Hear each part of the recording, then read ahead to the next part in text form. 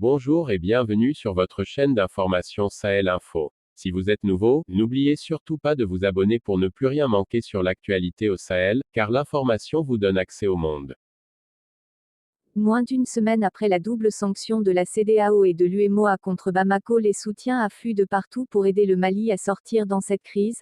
Depuis l'annonce des sanctions de la CEDEAO et celui l'UEMOA, le Mali fait la une de la presse internationale. Aussitôt, la communauté internationale a emboîté le pas derrière la CEDEAO et l'UEMOA et créé le fossé entre Bamako et l'Occident. Lors d'une conférence de presse à l'Élysée, le président français, qui sa position et sa prise des paroles dans le dossier malien n'est un secret pour personne, a qualifié la double sanction de la CEDEAO et de l'UEMOA d'inédite pour un pays de la région, qui marque la condamnation profonde des dérives de la junte militaire.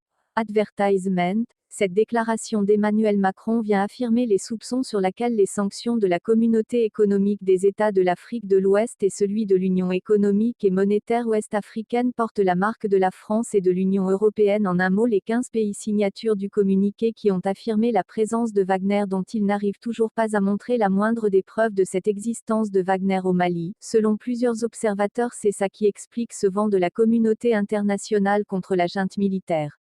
Dans la même mouvance des sanctions, pour parler de la même voix, les 15 pays membres du Conseil de sécurité de l'ONU se sont réunis le mardi dernier sur la situation au Mali, mais très vite il y a des dissensions. La Chine et la Russie ont déposé leur veto sur la table et ont plaidé pour la non-ingérence au Mali. Dans une vidéo, l'ambassadeur russe à l'ONU a affirmé que « il serait irresponsable dans les circonstances actuelles de laisser le Mali s'en remettre à son destin qui rencontre déjà bien des difficultés, qui pourraient encore faire dégénérer la situation pour la population civile ». Quant à la Chine, elle se dit rester dans la lignée de la déclaration des autorités de transition qui ont rejeté ces sanctions d'un revers de la main en les qualifiant « illégales et illégitimes ». En plus des soutiens de la Chine et celle de la Russie, au niveau sous-régional, le Mali peut compter sur quelques pays comme la Guinée et l'Algérie. Dans un communiqué lu à la télévision guinéenne, le colonel Mamadi Doumbouya a fustigé toute sa solidarité au colonel Assimi Goïta. Les frontières aériennes et terrestres resteront ouvertes avec le Mali, conformément à la vision pan-africaniste de la Guinée, a indiqué le dit communiqué.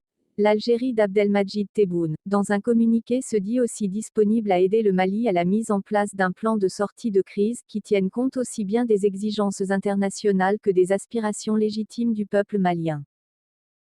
C'était tout pour cette tranche d'information. Nous espérons avoir pu au mieux vous informer, alors n'oubliez surtout pas de vous abonner pour ne plus rien manquer sur l'actualité africaine et internationale.